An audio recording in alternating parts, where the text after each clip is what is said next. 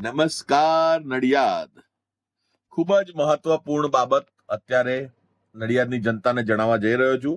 આપના સ્વાસ્થ્યને લગતી બાબત છે. હવે જેમ જેમ ઉનાળો આવશે એમ એમ પેલી કેરીઓ વાળા આવી જશે, લાલ રંગનું પેલું આઈસબોક્સ લઈ અને ઉભા રહેશે ગમે ત્યાં વેચવા માટે.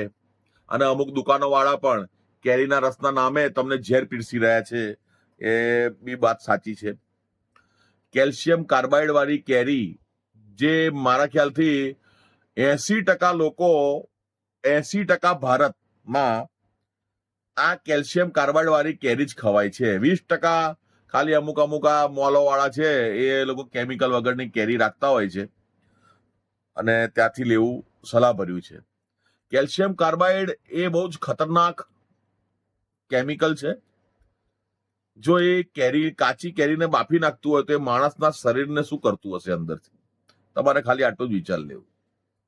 હું જયારે નાનો હતો તો મારા પપ્પા મને કહે કે આપણે આ જે ગાંઠિયા અને આ તળેલી વસ્તુઓ અને ગાંઠિયા અને આ બધું જે હોય એ વધારે નહીં ખાવાનું, વર્ષે એકાદ વાર ખાવાનું ખાલી. મેં કહું ડેડી કેમ એમ? તો મારા ડેડીએ મને એવું કહ્યું, મારા પપ્પાએ એવું કહ્યું કે જે દાળમાં વસ્તુ ચોંટે, આપણી જ્યાં દાળ હોય, આપણે કોઈ પણ વસ્તુ ખાઈએ ત્યારે આપણી દાળમાં જે વસ્તુ ચોંટે એ પેટમાં જઈને 100% ચોંટે.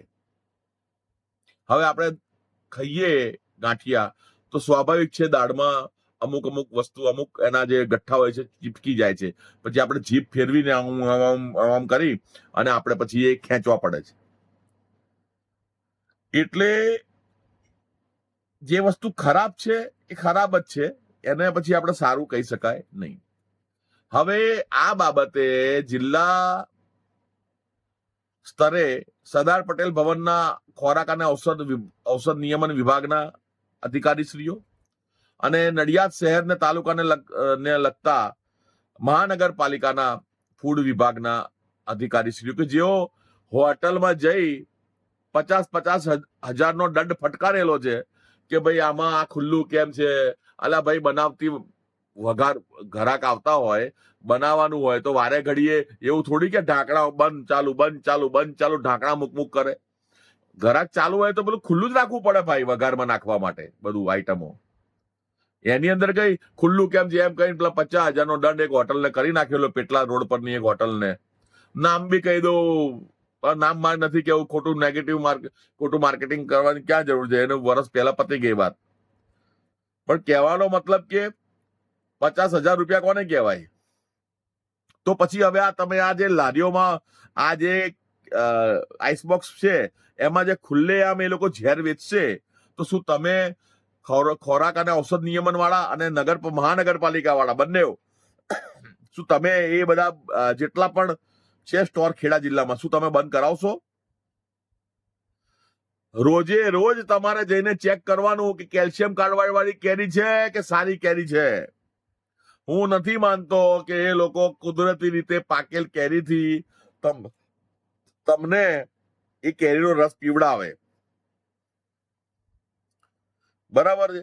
એટલે આ બાબતે તમે મારે ને, હું તો ધ્યાન રાખી જાય, હું તો વોચમાં જ છું. હું તો રોજે રોજ વોચ રાખવાનો છું. તમારી વાત કરું છું કે તમે અધિકારીશ્રીઓ, તમે એક વખત ખાલી દેખાડો પૂરતો કામ કરશો, મને ખબર છે.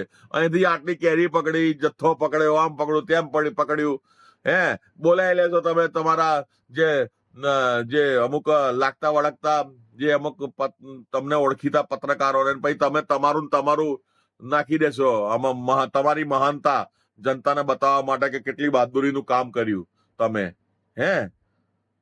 એ બધું હવે ચાલવા નહીં દઉં. હું બધો ડેટા, વિડીયો બધું જ રાખીશ અને હું એ બધું મોકલી આવીશ ગાંધીનગર, અને બીજું બાકી બધું દિલ્હી વિજિલન્સમાં બધી જગ્યાએ મોકલે. એટલે ખોરાક અને ઔષધ નિયમન વાળા અને મહાનગરપાલિકાના ફૂડ વિભાગ વાળા કે જેઓ 50,000નો દંડ કરીને આવ્યા છે, તમામે તમામ જે કેરીની કેલ્શિયમ કાર્બાઇડ વાળી કેરીની હાટડીઓને જો તમે નહીં બંધ કરો તો હું તમારી ઉપર જ એફઆઈઆર નોંધાઈશ. બરોબર છે? હું ચોખ્ખી ઓપનમાં કહું છું, તમારી વિરુદ્ધમાં ભવિષ્યમાં એફઆઈઆર નોંધાઈશ હું. કેમ કે તમે જાણી બુજીને જનતાના જીવને જોખમમાં મૂકો છો એ કેરીની કેલ્શિયમ કાર્બાઇડ વાળી કેરીની હાટડીઓ બંધ નહીં કરીને. તમે એક્શન ના લો એનો મતલબ તમારી મંજૂરી છે એને ચાલવા દેવામાં. બરાબર છે. એટલે આ બાબતે જરૂરથી મારા વાલા મહાનગરપાલિકાના અધિકારીશ્રીઓ ધ્યાનમાં લેશે મારી વાત, એ મને 100% ખાતરી છે. જય હિન્દ, જય ભારત.